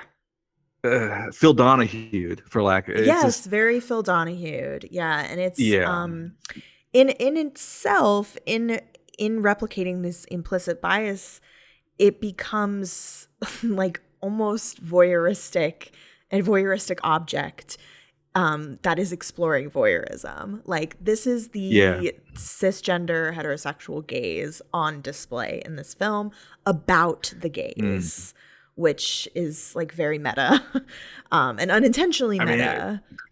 yeah. I mean, it's definitely a telescope into Brian's brain about how he views the community, and it even if it's not hateful, it's not good. It's just not good. It's No. bad. It's Yeah, it's this is where he does become capital P problematic, not yeah. interesting problematic. Just like, oh, Right, just buddy, like ew. Yeah. yeah. And um yet, the eternal problem with De Palma is this also comes in a film in which his two most sympathetic two most sympathetic characters in the film are deeply complicated, nuanced women. The first being Edge Dickinson, who's just this very unsatisfied housewife who's very bored and unhappy and wants excitement and has, there almost seems to be this implicit understanding um, from De Palma about her rape fantasies that he's not propagating the horrible myth that like women want to be raped because they want to be raped. That he seems to understand. She just wants to be wanted and to avoid sexual blame and wants to have erotic desires and not have them trigger anxiety and guilt and shame, at yes. least in ways that aren't exciting. And the rape She fantasy is a way wants, to access that. yeah. And he seems to implicitly which is weird. You would almost wonder if De Palma would get something like that. But it's like right from the bat, he opens his film going, "No, Angie, I get it. Like I get it. Like I get you." Because in the almost, I want to say crushing, like, but that splash of cold water moment that comes when she's being raped in the shower, and then it cuts to her laying in bed, her husband on top of her and fucking her, and she just looks so goddamn Like bored. jackhammering away. Yeah. Oh boy, he really is. And she just is just like, okay. And in that moment, you feel for her. At least I did. Like my heart broke for her because I'm like, oh, she just like she wants to just get fucked, not whatever vanilla thing is happening in her bed right now with this guy who literally, if you look, he turns his face away from her the whole time he's fucking her. Like he's literally not looking at her. Like if you go back and look, he's like looking off to the side and he's just going away and she's just laying there and you feel so bad for her. She's so unhappy and she just wants to be desired so much that someone would take her in the shower the way it happens in fantasy. And there's such a level of nuance to that you wouldn't expect from De Palma, or his detractors would expect from him. And I think his detractors ignored when they watched this film, and they viewed it as just a propagation of horrible, horrible rape myths. And then his second most nuanced, fascinating character in the film is played by his wife, Nancy Allen, who plays this very kind of brave sex worker whose character is never even, I feel like a lot of directors would define the character by the fact that she does sex work, but I think she only does sex work in the film to make her sexually threatening to Michael Caine's character. But other than that, like that's really not anything about who her character is or anything like that. And again, these are levels of sensitivity that I don't think you would expect from the cultural boogeyman version of De Palma that we're told is who he is. And so it's a frustrating film dressed to kill. It's a frustrating film to be a voyeur and stare at, because you are appreciating it for the level of nuance it offers these characters. But then there's that hard, bitter splash of reality when you're like, oh boy, whenever it comes to Michael Caine's character, you're just like, Brian, buddy, read a book. Yeah. Crack open a book. Yeah. Crack open a book. Yeah. All right, I know I'm monologuing again about that, but it's a even that said, it's exciting because how often do we get this movie's over 40 years old, but films that we get to wrestle with, and it's a film that you have to wrestle with. I mean, not even counting like how many characters do we see open a movie finding out they've got gonorrhea. Only De Palma would do this. Yeah. But again, it's I think it's his most problematic work, and I think it's deeply unfortunate because of that. And I don't like directors going back and tweaking their stuff like Lucas does. But this is maybe one movie where, De Palma could go back and maybe tweak a couple of lines, maybe do some judicious snips and cuts here. I don't know. I mean, there was a lot of dubious stuff with this movie. Like, even Angie Dickinson didn't want to be naked. They did get a body double for her, which kind of inspired Body Double. It did. Penthouse model Victoria Lynn Johnson. Dickinson has described filming some of these scenes, like when she's fucking in the back of the cab, as both wondrous and horrendous. Again, that duality. And she's being voyeured in the museum when she's being watched and kind of enjoying it, and kind of like the audacity of this man. Like, I'm obviously a married woman, and she took her glove off, damn it, to show the ring. Yeah, exactly. And, there's this idea with the rape fantasy, this idea that it's harmful, this harmful stereotype that women have rape fantasies. I think I would just reframe it and say that I think everybody has any gender is capable of having these kind of fantasies. I think Brian De Palma wanting to be humiliated for being a voyeur is a rape fantasy. Like, it's just like the male version of it, because we have different societal things we have to deal with, so it comes out in our subconscious and our fantasies. But yeah, I think people do have rape fantasies, and people want to be desired. They want to be possessed. They don't want to literally be raped. So it's because that's not what real rape is about. It's about, power and control. So for people, their rape fantasies are more about actual desire and eroticism. Yeah. So I guess it shouldn't be surprising that De Palma would kind of understand that, because he traffics in this. I mean, he really fucks it up with his trans character. But beyond that, like, I'm sorry to keep hitting that. It's just, I rewatched it recently and I was just like, God damn, watching it in 2023 it's so egregious. It's just, you even want to apologize to certain friends for like even owning the film. You're like, look, I know it's on my shelf. I don't watch it often. I swear to God. But like I said, that's the wildly frustrating and interesting thing about De Palma is, even if he's fucking up with something like that, he's so getting it right with Angie Dickinson's rape fantasy. He's so getting it right with Nancy Allen's sex worker, where you're just like, God, the level of nuance and understanding, he just gets it. Like, as weird as it is to say, because not to be mean, he kind of looks like a troll. This is a guy who gets. I was gonna say something horrible. I did not mean this as a pun. I was gonna say this is a guy who gets the ins and outs of fucking.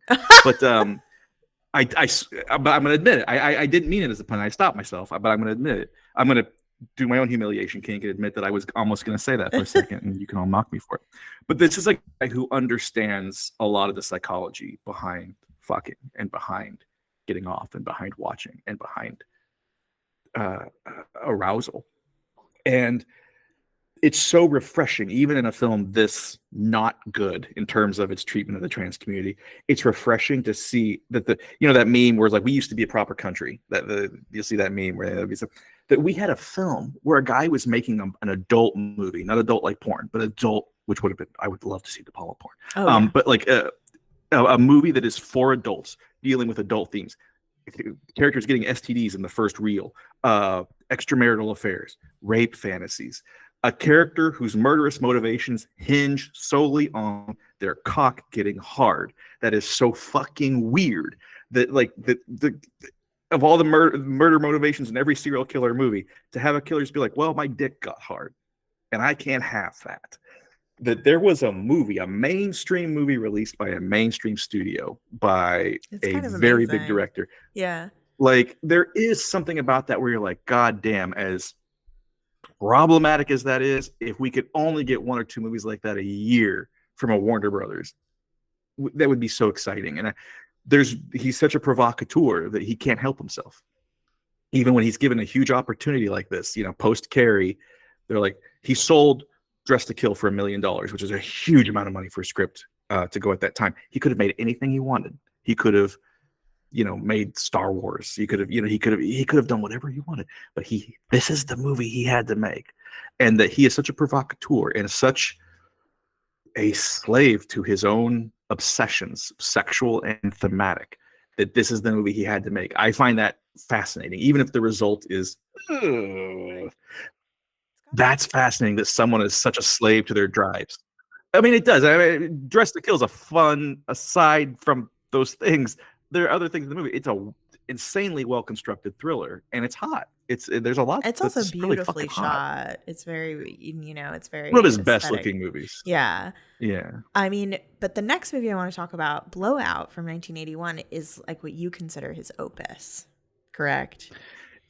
Yeah. I mean, Body Double is my personal favorite, but I think everyone has to kind of acknowledge that Blowout, while there's some other contenders like Carlito's Way, that Blowout is as good as it gets. Like, this is De Palma at the absolute height of his powers. Dress to Kill was a humongous hit, which is shocking given its content. I can't imagine that movie being a hit today. This is John Carpenter getting ready to make The Thing. This is a director at the height of their powers. Blank check from the studio. Do whatever the fuck you want, buddy. Be as horny, be as weird, be as dark, whatever the fuck you want. So he wrote this very tiny script that was basically a taking apart and building back together elements of Coppola's The Conversation, Antonioni's Blow Up. And it's a story about a guy who accidentally hears a political assassination when he's out recording sound effects for a softcore horror movie. And in it allows De Palma to take all of the rage and the cynicism and the satire of his early political films and finally weld them to these erotic thrillers, these terrifying and terrifyingly sexual films he'd been making, and finally make literally the ultimate De Palma movie. And he does, and it's Blowout, and it's a masterpiece, and it was one of the most colossal bombs of his career, which served as, I guess, like the humiliation kink crush of a voyeurist's reality. Say that 3 times fast. It, for him, was Blowout being probably the central failure of his career. Even more than something like Bonfire of the Vanities, which has a whole book written about it being a failure. This is the central failure of his career because he would never make a better movie. And at the time, he could not make a movie that less people were interested in seeing than Blowout. And that's fascinating to me. And again, it is a voyeur's wet dream of a movie. That is why it is a classic. In the end, right, John Travolta's like trying the whole movie, trying to find like the perfect scream for this horror movie. And in the end, like in getting his lover murdered, he uses her scream from her death to as the ADR for this horror movie he's working on. And you see him at the end, kind of pathetically like, it's a great scream. It's a good scream. It's a really good scream. Yeah. I mean, he's shattered. Like, he's as most De Palma protagonists are, he's a shattered failure at the end of that movie. His whole his absurd hero's journey, when the movie begins, is to just find a good scream for this victim character of a slasher movie. And When out recording sound effects, he records a political assassination by accident and rescues another sex worker played by Nancy Allen, and realizes from a car crash that was engendered by a gunshot blast. He realizes he assumes that his true hero's journey is to prove this JFK-esque assassination happened. Because as De Palma says, all of his films are about megalomania and megalomaniacs living in isolated worlds and those worlds exploding. And in a way, Travolta's character in this film is a kind of megalomaniac, because he is someone who used to record corrupt police officers. He used to voyeuristically record corrupt police officers doing corrupt shit. And he ended up getting a cop killed by wiring him the wrong way. And so instead of letting this conspiracy go or just reporting it to the police and leaving it alone, he forcibly wires Nancy Allen to go talk to a potential killer, because he is, like Jimmy Stewart in Vertigo, going to relive the central trauma of his life and do it right this time. He is so obsessed with that. And there is a selfish megalomania to that, to his voyeur's drive to watch someone else enact his fantasy, and his fantasy survive this time and not get crushed. And of course, it gets crushed even worse. Sorry, I'm spoiling this 40-year-old movie. Nancy Allen it's on HBO Max if you want to watch it. Yeah, as Annie said, Nancy Allen gets killed, and all Travolta is left with is a recording of her scream. And for eternity, the agony, the absolute horrifying agony of this woman's death is going to be listened to and enjoyed. And pornographically enjoyed. I was going to say, people are jerking off to that scene that it's playing, that the scream is going to be used in. The central tragedy of his life, the central tragedy of Nancy Allen's character's life, it's this horrible monumental moment that's just buried, which is such a De Palma cynical stroke, is just buried in this really shitty slasher film called Co-Ed Frenzy, which, to be honest, I think looks like a lot of fun. I would probably have a 4K Blu-ray of that movie. Right? I mean, fuck, even his parody of slasher films, I was watching the other day, I'm like, God, this is kind of hot, damn it. Yeah. Right. I was like, I want to watch this movie. I was like, I would like to be the security officer knocking at the door telling these kids to turn it down at the beginning of the movie. Who knows what hilarity and jinx would ensue. But it's and it much like Body Double was inspired by Andrew Dickinson using a body double in Dress to Kill. This movie was also inspired by Dress to Kill, in that De Palma was going through the sound effects for Dress to Kill, and in these old films, you would have sound effects on like film strips, and in between each effect would just be what they call fill, which would be random film negatives that you just put in between sound effects to separate them. And to his horror, he saw that the film strips being used as fill were from Lawrence of Arabia. And he's like, my God, one of my all-time favorite films, one of the greatest films ever made, is being used as fill between Angie Dickinson moans on my soundtrack effect. Angie Dickinson is getting fucked in a rape fantasy with Lawrence of Arabia being used. He's that. Another theme of De Palma's work is that all things trend shitward, and as happens in all of his films, when the voyeur has to wake up and be forced back to reality, all things trend shitward, as it happens in Phantom of the Paradise, where the soundtrack of a revolution becomes elevator music.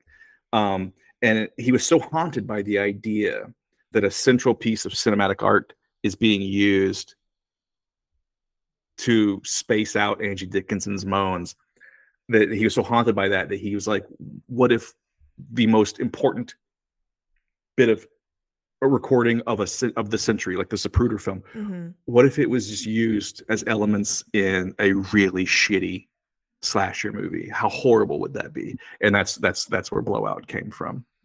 Yeah, anyway, I mean, little trivia for everybody. Yeah, just the titillation of snuff as part of this film. I mean, if you guys don't know, for some of you listening, if you don't know what the Zapruder film is, it's the video of JFK being assassinated, which is like considered the first snuff film, basically. But it's not really a snuff film because oh my God, I could really go on and into this, but I think I talked about this Whoa! in, Now it's yeah. Annie's turn. Tell everybody strap in. We are going somewhere, everybody. Let's lean back. Annie, just let her rip. Let her rip. Well, so a snuff film is like a legendary thing. It's not really real, though you could sort of argue that with the internet being the way it is now, it is. But basically, after the Manson murders, there was rumors that they had filmed some of their murders and buried the tapes in the California desert, or buried the film rather, sorry, in the California desert. And this idea of like snuff coming from the idea of like watching somebody's light get snuffed out, it took over like the whole horror, the cultural zeitgeist, especially in horror film. Horror film capitalized on this idea. You know, the more people had access to film and film cameras, the more porn, number one, and like the idea of filmed death proliferated. These are things that people have always been interested in exploring, like since the advent of the camera. Can we photograph people fucking? Can we photograph people dying? And it's so the idea that like snuff as this titillating thing is part of Blowout. Snuff is like the ultimate voyeur, right? Like you are intentionally watching someone die on camera for your own enjoyment. So I think you're right. Like it really is like the apotheosis of a lot of these ideas tying together horror, snuff, journalism, porn, all linked through their relationship to the voyeur. Yeah, I mean, you should write the book. I don't think I can say it better than that. You could just quote me. Thank you. You will be quoted liberally now. But yeah, that's kind of why this is his magnum opus. Even if it's not his most, and unfortunately, it is not his most overtly sexual film. Which is weird to say that De Palma's masterpiece would be one of his less horny films. Although there is a disturbing blowjob sequence, I'll give it that. Disturbing blowjob sequence. But yeah, it's his masterpiece for all those reasons. It is him really turning around and facing down what had been his career up to that point as an artist and vivisecting the ever living fuck out of it and asking himself why did always taking apart other people's works, always taking apart Hitchcock's works, Godard's works, Antonioni's works, even a contemporary like Coppola's works, and rebuilding them to figure out why they work. This is him turning around and doing that to himself, much as acting like, you could make all sorts of Freudian connections, like his surgeon father, and dissecting himself and looking at this shit and wondering why it affects him so much. Why does he think about this shit? Why does he obsess about this shit? And as is always the case from Dionysus 69 onward, it is him throwing it back at us and being like, why do you like this? Why do you get off on this shit?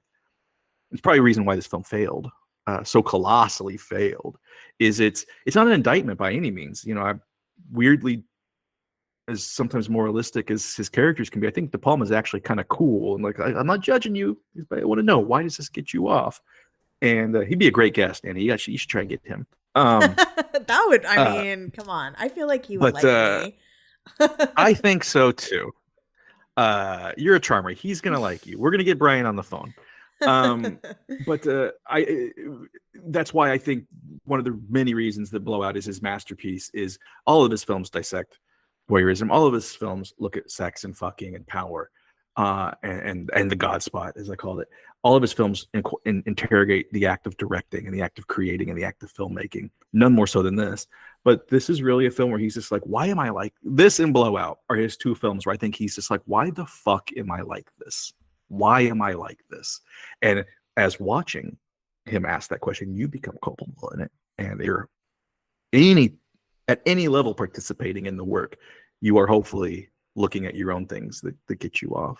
and asking why, Well, I why, think that's why, why why is this hot? perverts like these movies so much, because that is something Yes, that we yes. ask ourselves. I mean, I've had so many moments where I'm doing like something so fucked up sexually with someone, and we're both just like, what's wrong with us? In the But middle isn't of it.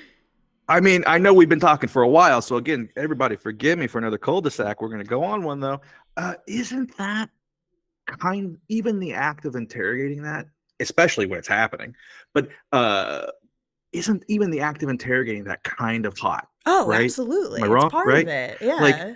even when you're going like, oh boy, this is fucked up. And you're like reveling in how And by the way, if disgusting you are. You're yeah, like, oh, what's and wrong by the with way, me? yeah, and by the way, if my grandma's listening, earmuffs, grandma, don't listen to this part. But like, Travis's grandma turned this even, off. yeah, I mean, she's a regular, so I mean, just skip ahead like 2 minutes, Gammy, just hang on. But no, but I think yeah, I think even more so in the act of doing something insane, you're asking yourself, what the fuck is happening to me? Why am I doing this? That's really hot, and I think that Yeah. while I would not say that watching a De Palma film is entirely the equivalent of the hottest, weirdest sex you've ever had. It's up there. And the act of watching and interrogating while you're watching his movies is somewhat similar to like where you're like, oh my God, this is so fucking hot. And then you're like, oh God, why do I think that's hot? Why is to me one of the most erotically charged moments in all of De Palma's very horny and erotic cinema, that opening scene of Sisters, where two totally head to toe dressed people are standing in a room and one of them doesn't know that the other one's in there, and the moment is just so heavy with possibility, and you're just in your mind you're already seeing all the branches that this could go in. Why? It's a movie that makes me ask myself, why is this one of the hottest things I've seen in De Palma cinema? Because of where I want it to go, even if it's just a weird digression that doesn't happen. But like, there's a deleted scene of that version of that intro where I want him just to sit there and see, let's see where this goes. And I think that is what all of his films do, but I think none louder so than Blowout, to devastating effect, and Body Double to a much more fun extent Yeah, well, let's talk than about Blowout. Body Double, because Okay, I think we've it's only been doing this for 6 hours, so I know. let's get to Body Double. Do you have the time to talk about Body I've Double? got. I will sit here for another 6 hours, Okay. Annie, and talk to you about Body Double. Okay.